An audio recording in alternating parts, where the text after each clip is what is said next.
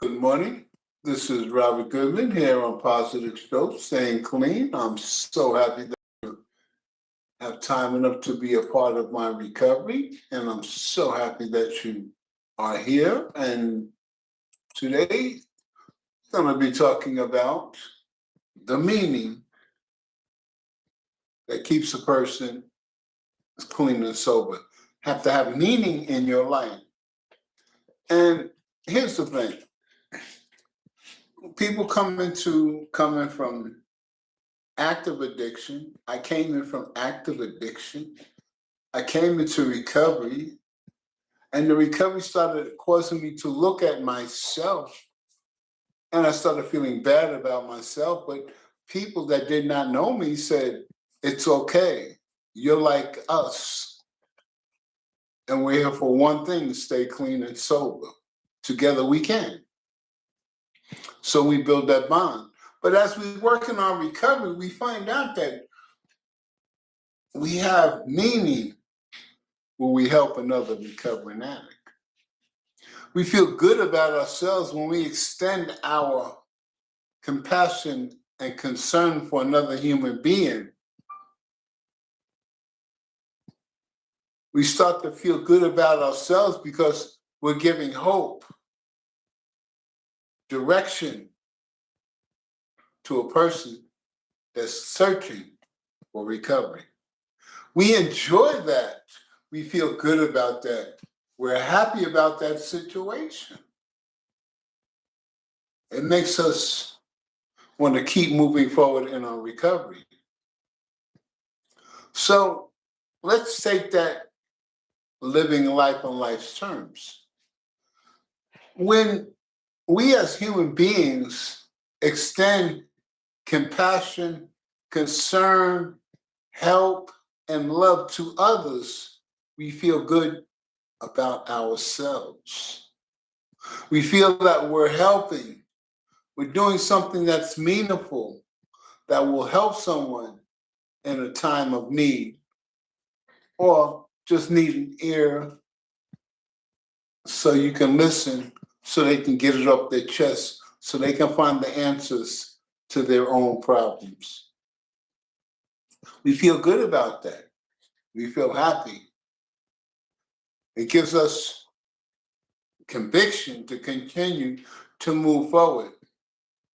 And those that stay clean and sober, they stay active in the recovery process, helping others find their way to find out what works for them and what they need to do to stay clean and sober. On this quest of helping others and having meaning in your life, you come to find out that what got you clean and sober does not apply to every single person you come in contact with. Everybody has to find their way. And all you can do is show your experience, strength, and hope to another human being where they can learn from your mistakes, learn for the right things you've done in your recovery to keep you moving forward, making yourself better in your recovery, that they learn about themselves to find out exactly the formula they need to stay clean and sober. Meaning, when we have meaning in our life, think about it. I remember, I'll never forget it, and I shared this, I think, a few times. I know I shared it a few times on my videos, that there was a guy that would sit out in a circle in front of the Circle K, and he would have his liquor, and he would ask for change, and sometimes he won't. And everybody knew him, was not, the fixture. He was like the fixture. And I would give him money, and I would always say, You don't have to live like that, but you choose to. I hope you make better choices and find a better way of living. I must have said that about 1,000 times. I must have gave him money, I don't know how many times. But I never changed my behavior with him. I never looked down on him. I said, you don't have to live like that, but you choose to. I hope you make better choices. I'm letting you know that I'm not judging you, but I'm hoping you make your life better. And then all of a sudden, I didn't see him no more. And the first thing in my mind is probably died, OD. But one day, I was getting gas, I never get it, and he walked up to me and he says, "Do you remember me?" And I said, "No." He said, "Well, I'm the guy that used to sit in front of this store, Circle K, and drink and ask for change. And you always said the same thing to me." He said, "I just wanted you to know that I'm okay.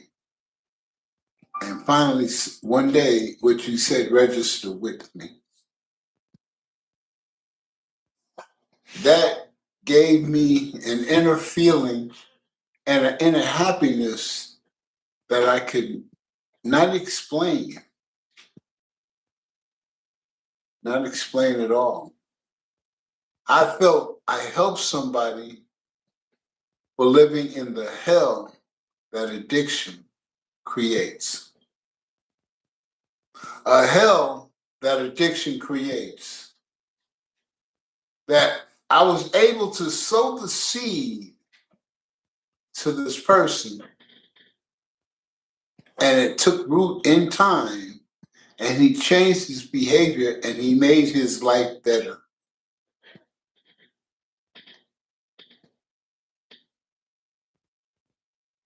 We, as people, can help others overcome situations and problems in another person's life by saying the simple words, "You don't have to live like this, but you choose to. I hope you change your behavior."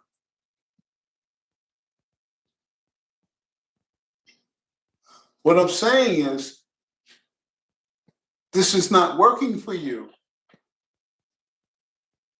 You need to try something different, because I want you to try and find what works for you to make your life better. And when that's expressed in that way, people willing to listen, and the root or the thought is planted, but a power than ourselves, which I choose to call my higher power, makes it grow. And after it grows, it changes. So the thing that I'm trying to express is that we're human beings and we need connection with one another. We don't need it all the time, but we do need connection. We want to extend our knowledge and our understanding of life to others to help them make sound decisions. Since I've been involved with peer support and dealing with recovery, I learned that each person is unique. Each person has to find the formula that will keep them clean and sober and they will die clean and sober, which will tell the world they beat addiction.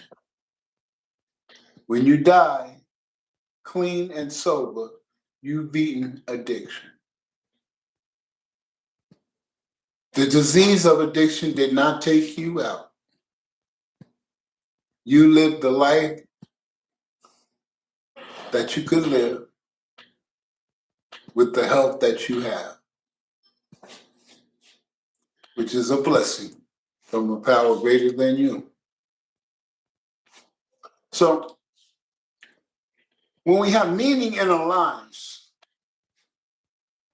it's just like when a woman has a child, and when she goes through all the pains and all the changes and everything, and she has that child, and that child is in there, and it comes from her, there's that special bond, mother and child, that nobody or nothing can come in between that bond unless the child or the parent sever that connection. A child may sever that connection, but the parent still feels the connection.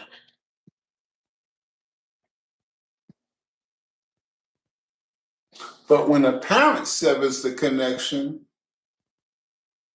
she doesn't feel it anymore.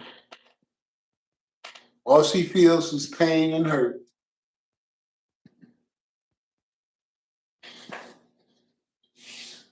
The interesting thing is that being human, we like to connect with people. We like to enjoy their company. We like to help. We like to consider friends as family,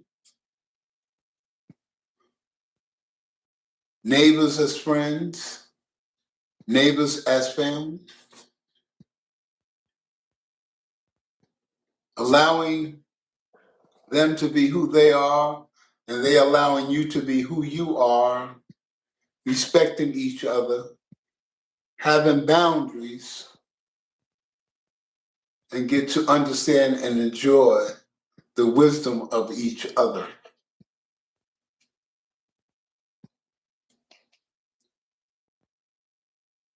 It's not good to be jealous of what another human being has, because that person will live rent-free in your head,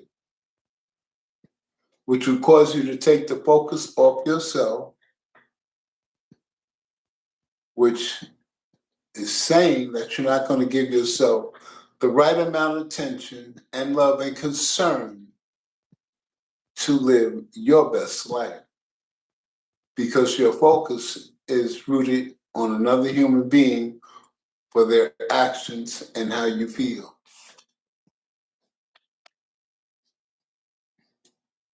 I am the most important person to myself. And if I don't work on myself to make myself better, then I won't feel good about myself. I won't respect and love myself. But if I do, if I feel good about myself, that joy, that happiness overflows into my connections with others, because I'm handling my business. I'm making me better. I'm understanding that we all make mistakes. So we have to clean up the wreckage of our mistakes. And by me keeping the focus on myself, I'm making myself better, and I'm making less mistakes. We'll always make mistakes, but if we keep the attention on ourselves, we'll make less mistakes. And it's a good chance they might not be no big mistakes, because we're paying attention to ourselves and our actions. So The main point for the talk today is having meaning in your life. Recovery gives us meaning in our lives. It gives the meaning that we are here to help another recovering addict find their way in recovery to live their best life. That I can be an example by the pain and the hell that my 40 years worth of addiction did to me, plus the trauma and the things I've done to others, destroyed my life. But now I have a life far beyond my dreams, but I lost so much to have what I have today. And the things that I lost, I could never get back.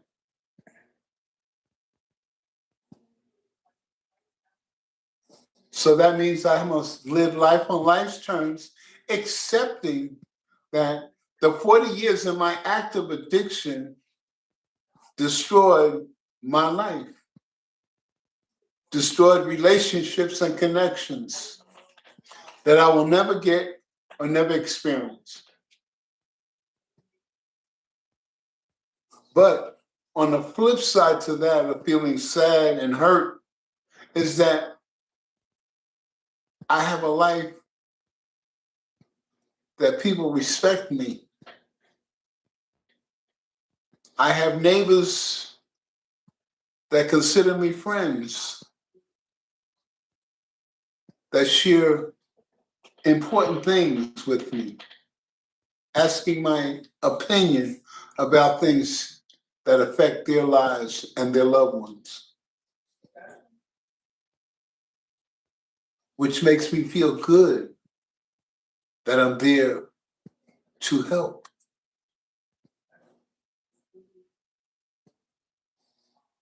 Through the grace of God, I've been blessed with recovery. Through the grace of God, I lived through multiple heart attacks. Through the grace of God, I had more cocaine in my blood than I had blood. That's the best way I can explain it. They didn't understand why I was still breathing. That's how much poison I had in my system. But I'm still here. The amount of cocaine that I used, they told me that enlarged my heart. My heart's not enlarged no more, but it's stronger than ever. That's what they tell me. I don't understand that. I abused it.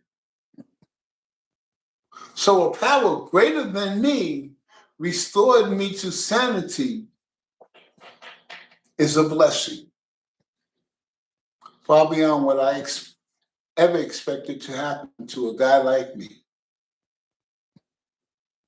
I'm grateful for recovery, for teaching me that, Robert, you duped yourself for 40 years. You conned and manipulated yourself.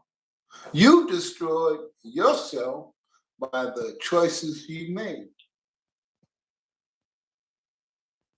Recovery taught me I have to face my own mistakes. I must accept those mistakes and forgive myself and keep moving forward.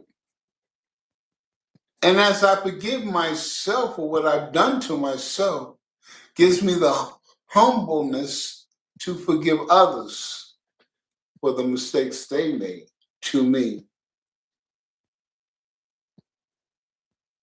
And to teach in recovery that we must forgive ourselves and forgive others. So this information and this hurt and this pain doesn't live rent-free in your head.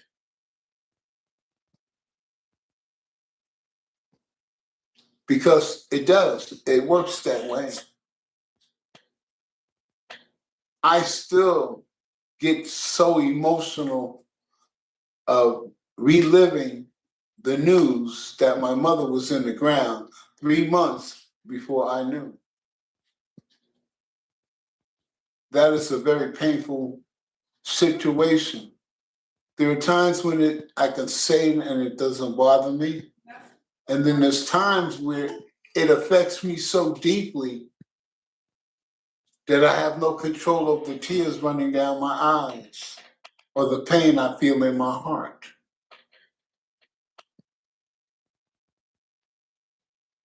I understand I have to go through it. I thought I forgave, but I think I took some of it back because I still hold myself accountable for not being there. When people you love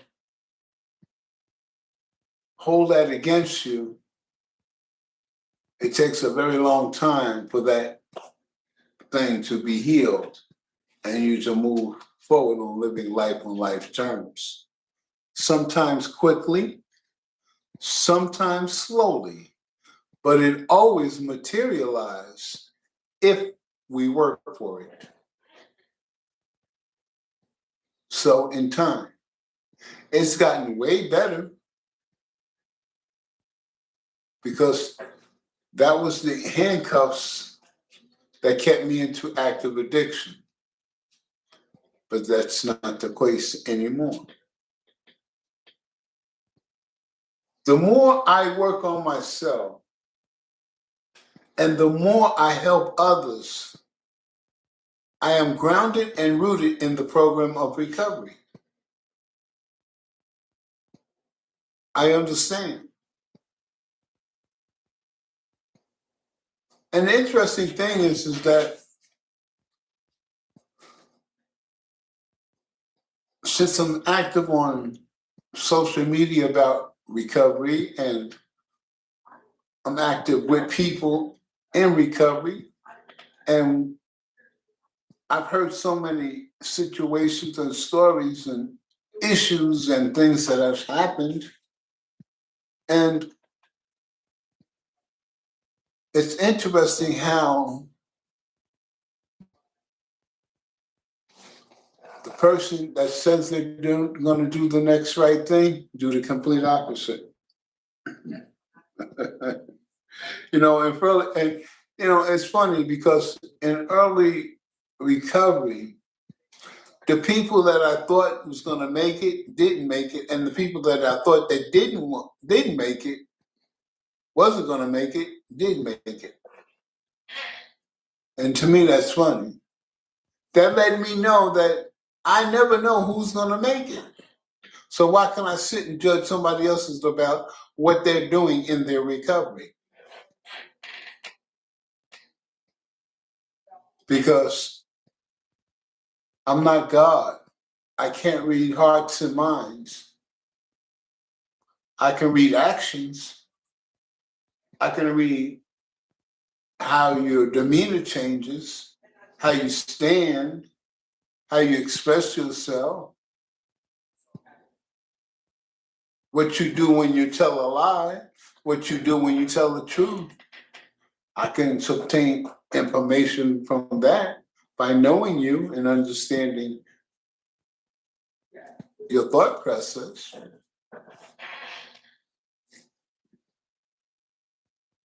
But it's rather interesting.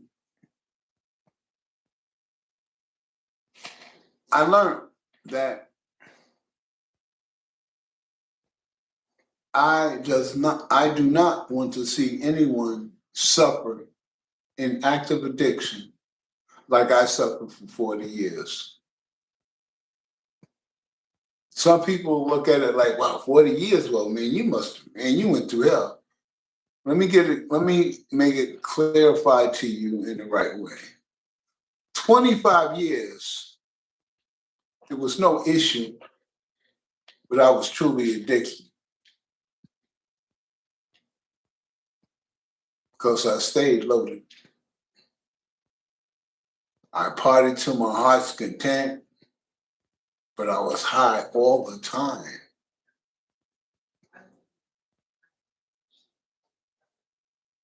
Sometimes I would be so high that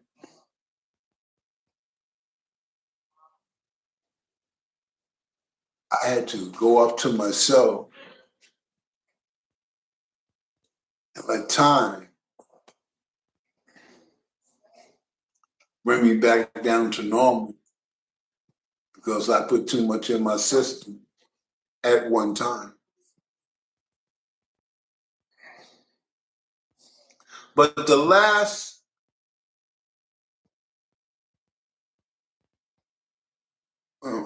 15 years was hell. The last 15 was hell because it was a spiral straight down, nonstop, express to hell in addiction.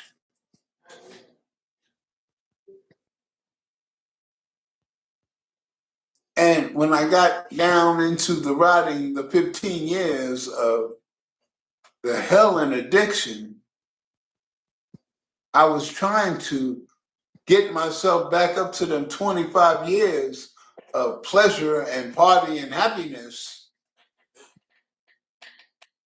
but it was always out of reach. It was always unattainable. But in my heart, I wanted to go back to that. But it was gone forever. I learned just how far down the rabbit hole addiction will take you. I found out how much work it takes to get up out that hole. I found out how much work it takes to stay clean and sober. I found out what makes it easy is having meaning to help others in recovery or just living life on life's terms. When we have meaning to help someone, to be there for someone, when we do, and when they express their appreciation to you, you get a good feeling on the inside that you did something that mattered to someone, that you helped someone in their time of need.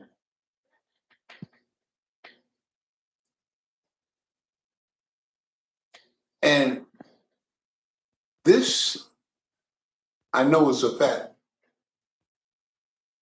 When I started helping instead of being the problem, blessings started to flow.